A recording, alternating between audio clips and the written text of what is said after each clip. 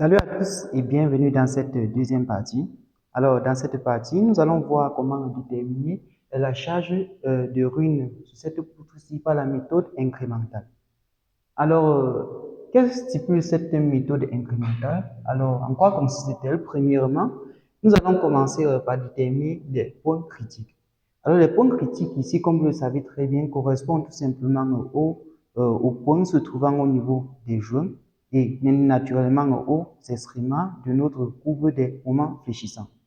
Alors, la première chose que nous allons commencer à faire ici, c'est tracer d'abord la courbe des moments fléchissants de cette poutre-là. Donc là, nous avons notre poutre comme ceci.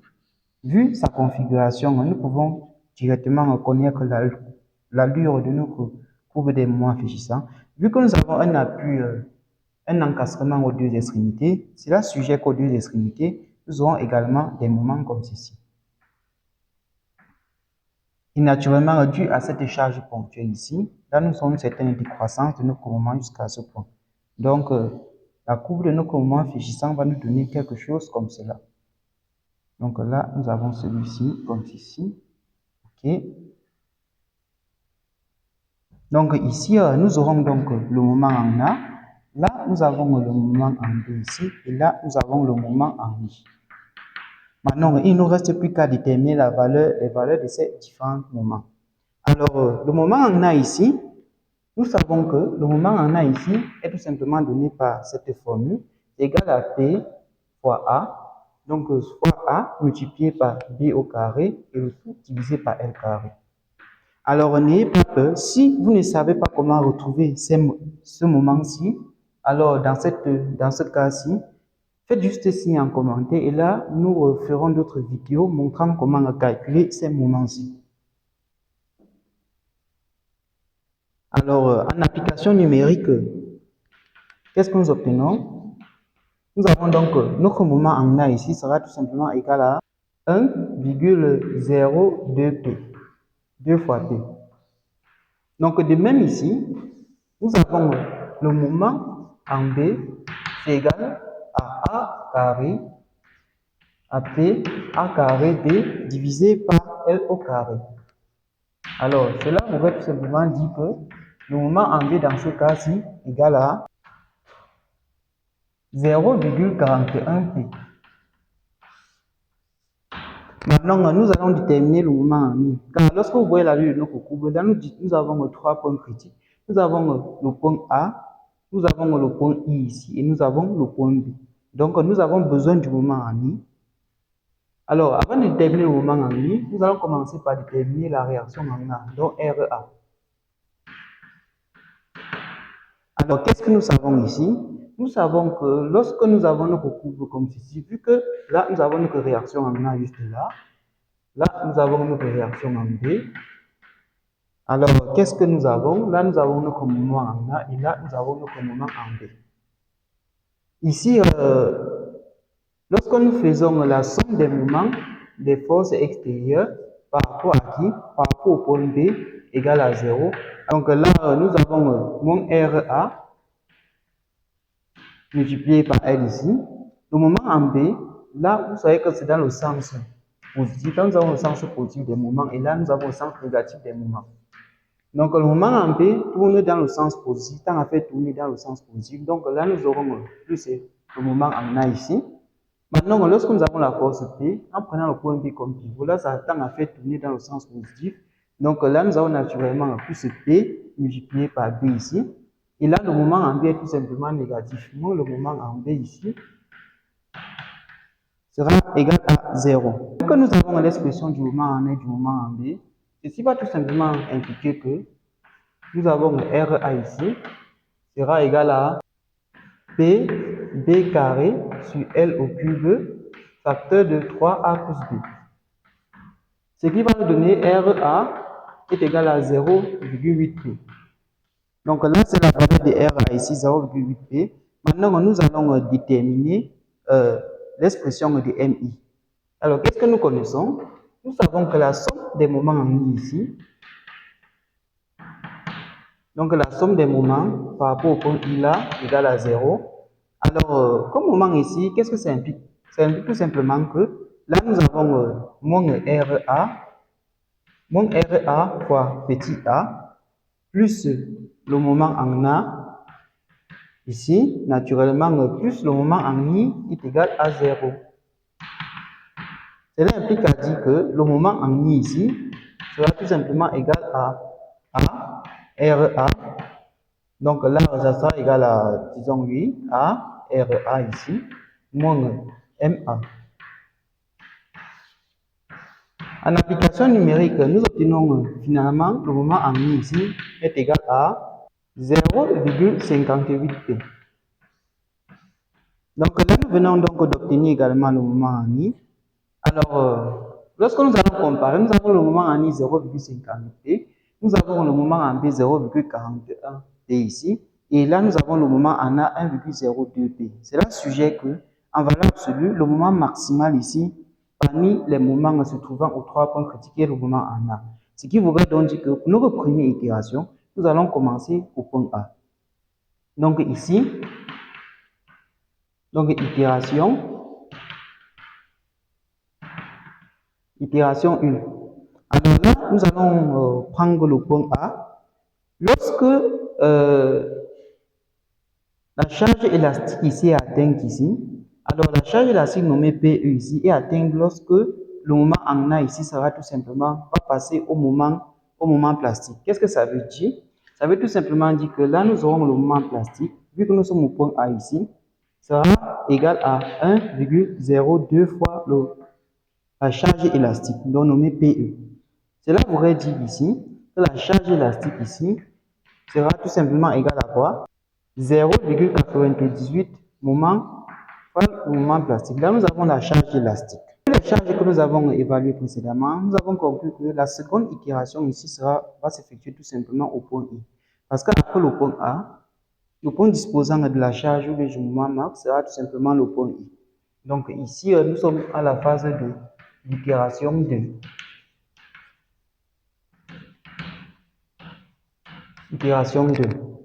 Alors, qu'est-ce que nous savons? Vu que c'est la méthode incrémentale, lorsque la charge ou lorsque le moment plastique se forme tout simplement en A, lorsque nous avons un moment plastique en A, par la suite, lorsqu'on augmente une charge ici, il y aura formation de la rotule plastique en A. Ce qui voudrait donc dire que pour cette variation de charge, donc là nous allons déterminer cette variation de charge comme note souvent l'incrément. Donc là nous avons delta P1 dans ce cas-ci, premier incrément ici. Alors dû à ce premier incrément, lorsque nous avons notre comme ceci, là en A nous avons la formation de la rotule plastique. En P, cette rotule plastique est formée après que nous ayons appliqué la charge élastique que nous avons déterminée précédemment. Maintenant, en P ici, nous allons évaluer le moment que nous aurons ici en B, tout simplement, dû à cet excès de charge que nous avons noté delta P1, qu'on appelle également incrément. Naturellement, la courbe des moments dû à cet incrément, ça sera donc comme ici. Donc ici, nous aurons donc un M', B ici, et là, nous aurons M', I. Ici, le moment en B ici est égal à delta P AB, facteur de B sur 2 plus A, le tout divisé par la longueur totale de la poutre au carré. Alors, je me répète à nouveau, si vous ne savez pas comment calculer ces moments, alors laissez vos préoccupations en commentaire ou bien vous pouvez directement m'écrire via WhatsApp ou bien via mon numéro qui se trouve dans la description. Alors, ça serait même préférable. Alors là, je ferai donc une vidéo. Si vous êtes assez nombreux à m'écrire, je ferai une vidéo montrant comment déterminer ou calculer ces moments-là. Donc là, nous avons le moment en B. Alors, cette valeur va nous donner, donc ceci va impliquer que l'incrément du moment en B, parce que cet incrément, cette augmentation de charge va causer une augmentation du moment en B. Cette augmentation que nous sommes en train de déterminer juste là.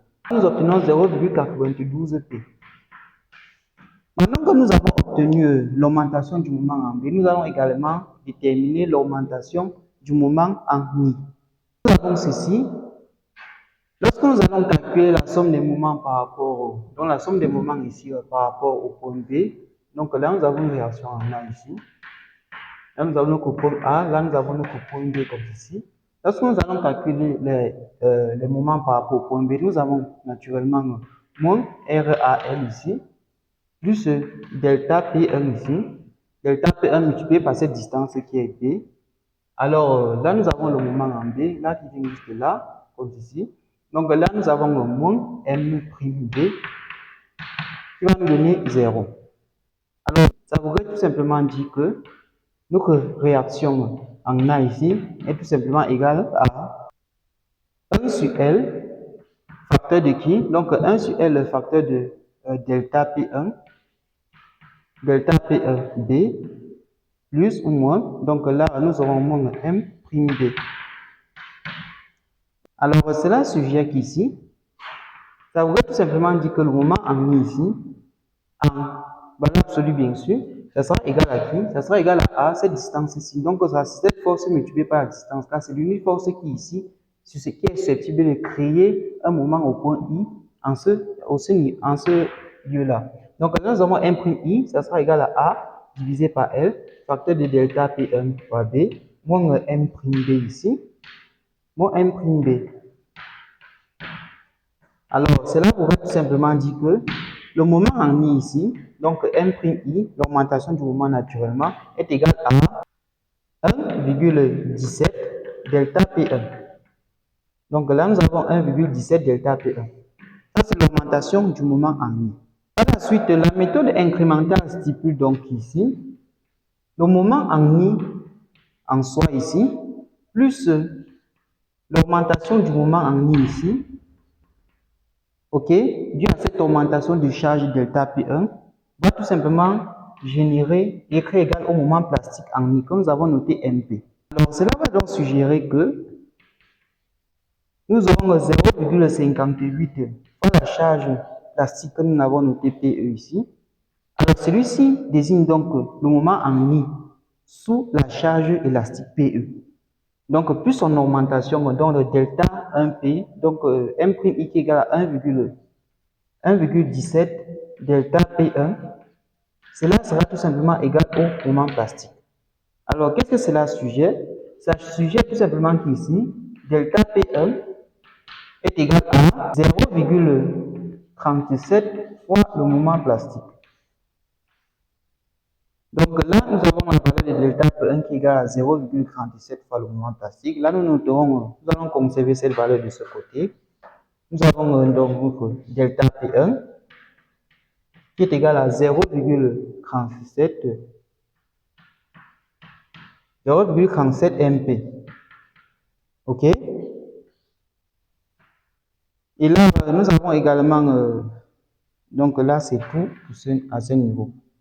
Alors, vu que nous avons fini maintenant avec la première itération, nous allons passer à la deuxième itération. À cette troisième itération, qu'est-ce que nous avons? Nous avions obtenu premièrement la formation de rotule plastique ici lors de la première itération. Lors de la deuxième itération, la rotule plastique se forme au point I.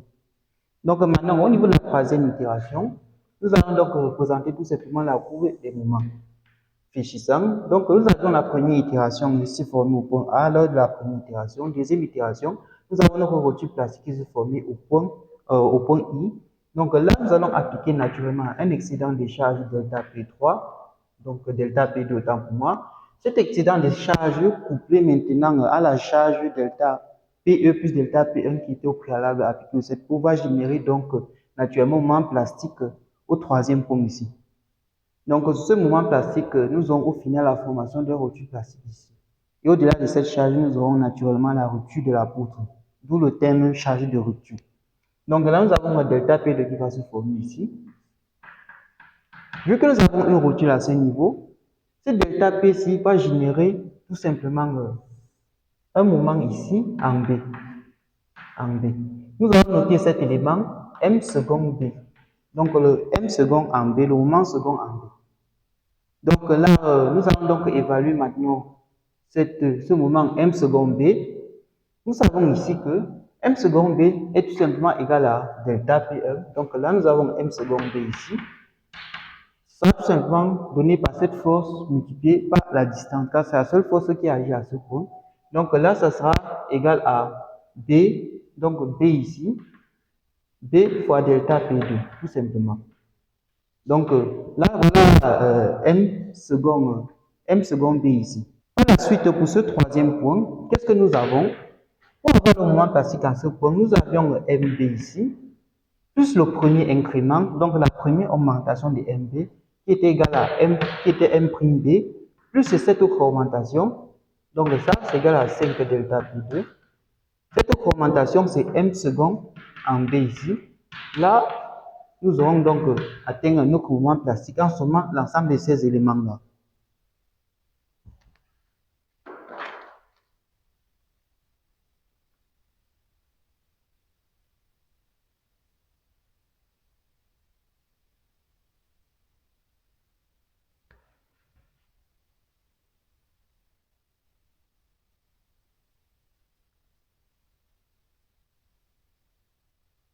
Alors, voici ce que nous obtenons. Nous obtenons 0,41 PE plus 0,92 delta P, car vous savez par là que nous avons obtenu précédemment. Alors, plus MB second ici, ça sera tout simplement plus 5 delta P2 ici, sera égal à MP. Alors, vu qu'ici nous voulons MP second, delta P second autant pour moi, nous avons déjà la valeur delta P, nous avons déjà la valeur delta de PE autant pour la charge élastique. Alors, cela pourrait tout simplement dire que delta P2 ici, dans ce cas, va être égal à